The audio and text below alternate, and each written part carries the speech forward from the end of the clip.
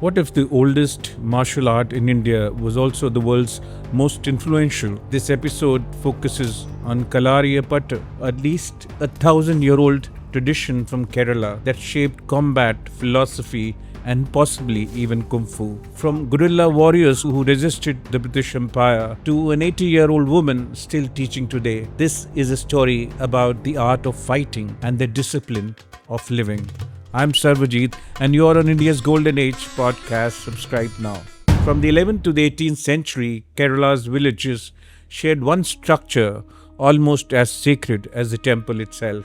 Built low into the red earth, it was never meant to tower over the land. In the southwest corner, burned lamp for Bhadrakali. The students lined up. They bowed first to the earth, then to the goddess, and finally to the Gurukkal. The order mattered. You came from the earth. You answer to something greater than yourself. You respect the teacher who carried the knowledge before you. The Gurukkal in Kalari is both a physician and a teacher. He taught the 108 Marmam points of the human body, points that could end a fight in seconds or restore a broken man with the right touch. The Gurukkal says, "You are not here only to learn fighting.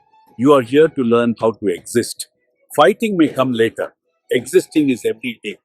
And training 4 skills of Kalaripayattu: physical conditioning, wooden weapon training, metal weapon training, and finally hand-to-hand combat targeting vital pressure points to disarm the attackers without a weapon. According to legend, Parashurama learned Kalaripayattu from Shiva himself and taught it to the original settlers of Kerala. It was amongst the most important aspects of medieval Kerala society, imparting military training and Spartan-like discipline amongst the youth. In medieval Kerala, when its village assemblies failed to settle a dispute, both sides appointed a Chekawar, a trained champion who would spend years preparing for a single fight. The fight unfolded before the community itself, but there were rules.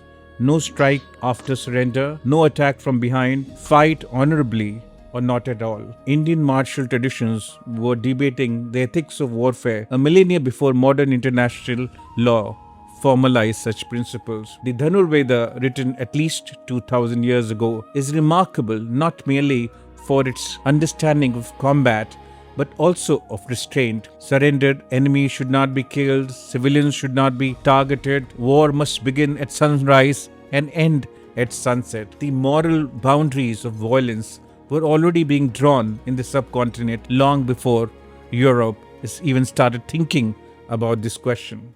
17th century Kerala. Unniyarcha is in marketplace with her husband. Hostile Jonaka raiders close in.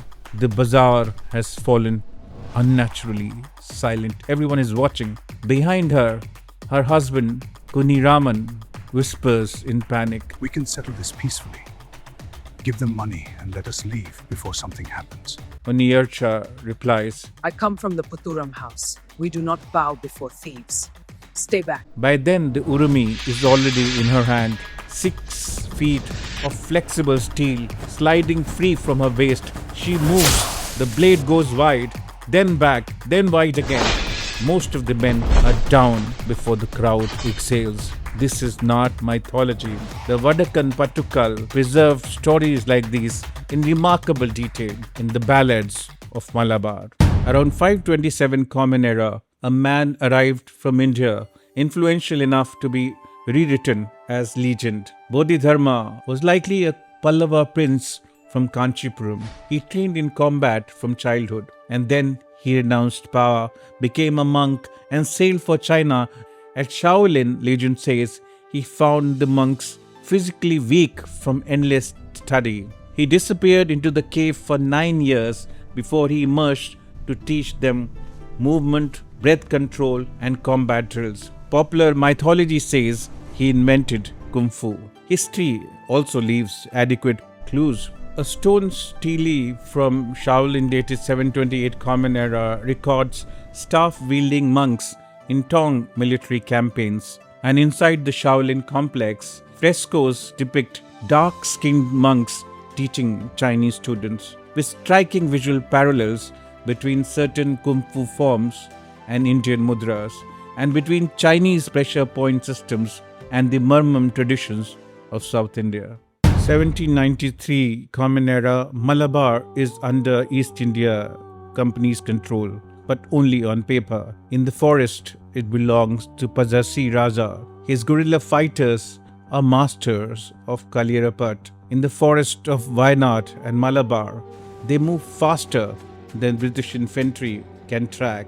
They attack suddenly, signal in the dark, disappear into the hills, and then emerge somewhere entirely unexpected.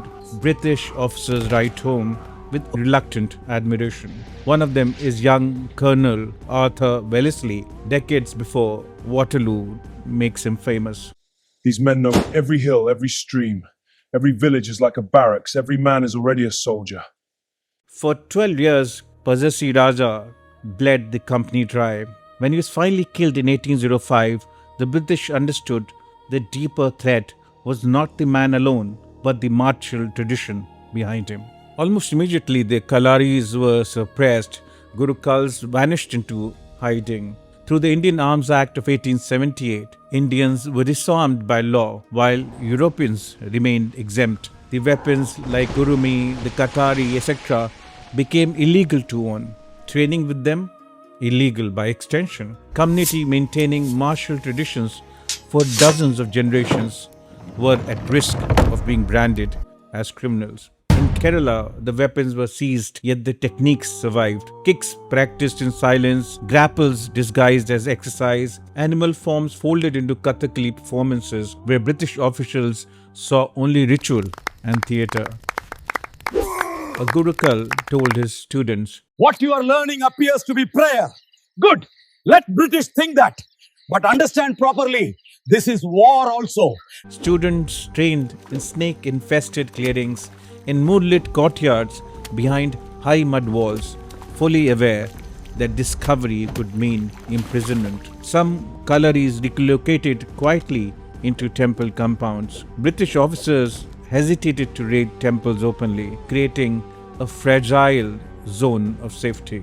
The British were desperate to suppress the martial art because they understood the deeper danger. People trained to fight are harder to rule. Martial art is not just about fighting technique. It carries memory of who you were, identity of who you are, and that the people who practiced it regularly had never truly conceded the fight. The British ban also resulted in some other unfortunate consequences. For centuries, women and men trained together in the Kalari. Women like Unni were not exceptions, but were the rule. When Kalaris reopened, Victorian ideas about femininity had already reshaped society. What was once common was deemed as improper. The empire did not just disarm the marital tradition, it taught India to distrust the strength of its own women. During the 1920s, Kalaripayattu emerged from hiding, fueled by the spirit of Indian nationalism. It had grown into something just beyond a martial art. It became a form of defiance. Finally, when colonial history tried to push women out of the martial tradition, then women like Meenakshi Amma is its quietest and most devastating rebuttal. Today she is in her 80s. A recipient of the Padma Shri, she has trained since the age of 7 and spent more than 70 years teaching Kalaripayattu. Her life is a message that weapons can be seized and schools can be closed. Yet the knowledge kept alive in the body, passed down through generations of practice, is far harder to destroy.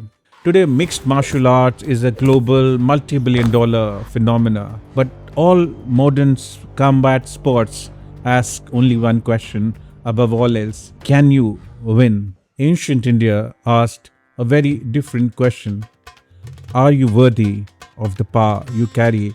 This has been India's Golden Age podcast. I'm Sarvji. Subscribe and share. My novel Dhruvadevi is coming in September 2026, a story of a woman, a queen who made Chandragupta. We will sail to the new destination in the next episode. Bye for now. Jai Hind.